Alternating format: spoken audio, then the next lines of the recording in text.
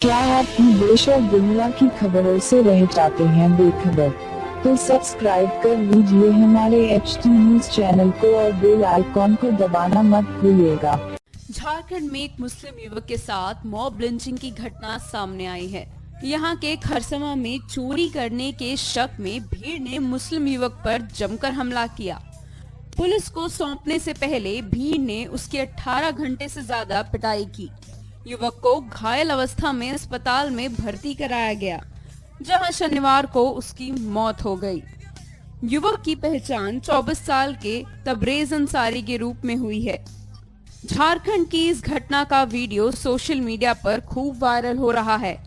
तबरेज अंसारी महाराष्ट्र के पुणे में वेल्डिंग का काम करते थे। वे परिवार के साथ ईद मनाने के लिए अपने गांव खरसवा पहुंचे थे। इस दौरान उसके परिवार ने उसकी शादी की भी तैयारी की थी। 18 जून की रात वे 2 लोगों के साथ जमशेदपुर किले निकले थे।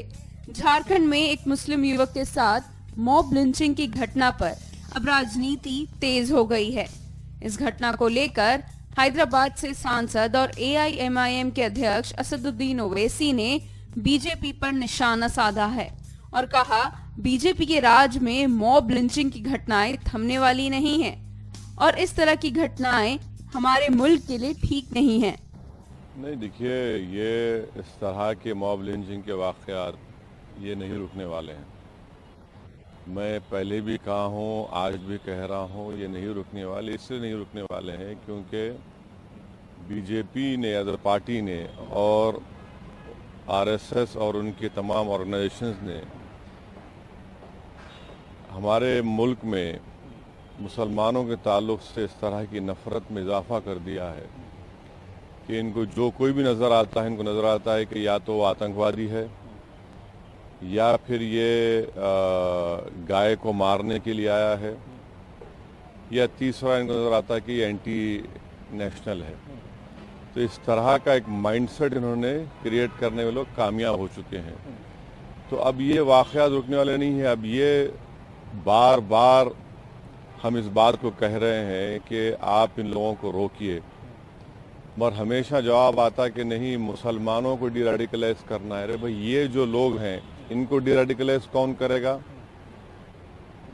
जो जिस किसी मुसलमान को देखते हैं और उससे कहते हैं कि इस तरह का स्लोगन लगाओ, इस तरह का नारा लगाओ, और फिर पीटते हैं, वीडियो निकालते हैं। 2014 से 19 तक इतने वाक़यात हुए, अब फिर शुरू हो गए और ये ख़त्म नहीं होंगे। तो ये उसी वक्त ख़त्म होंगे जब ऐसे ऑर्गेनाइजेशंस के ऊपर जो सरकार है बीजेपी की, वो अपनी कॉन्स्टिट्यूशनल ड्यूटी को निभाए। वो उस ड्यूटी को निभाने में नाकाम साबित हो रहे हैं। और एक एग्जाम्पल दिया जाता है, इसको जस्टिफाई कहते हैं, नहीं वो स्मगलर था, वो चोर था। भाई, मान भी ले रहे, चलिए था वो, किसने अख्तियार दिया आपको किसी की जान लेने का? सरकार है ही नहीं है, रूल ऑफ लॉ है ही नहीं है। क्या ये मुल्क चलेगा रूल ऑफ लॉ से, या फिर किसी की आस्था पर चलेगा, या फिर कोई खुद कानून मिलेगा? तो ऐसा हो तो विजिलेंटी ग्रुप मुल्क को चलाएंगे। ये तो मुल्क के लिए ठीक नहीं है, ना मुल्क के लिए ठीक है, ना हमारी इकोनॉमी के लिए ठीक है। हर एतबार से हमारे मुल्क के लिए इस तरह के वाक़यात नुकसानदेह हैं। नहीं, देखिए, अगर जिस किसी के दिल में इंसानियत होगी, जिस किसी के सीने में धड़कता हुआ दिल होगा, जो किसी एक को जब देखकर ये महसूस करेगा भाई हम इंसान हैं।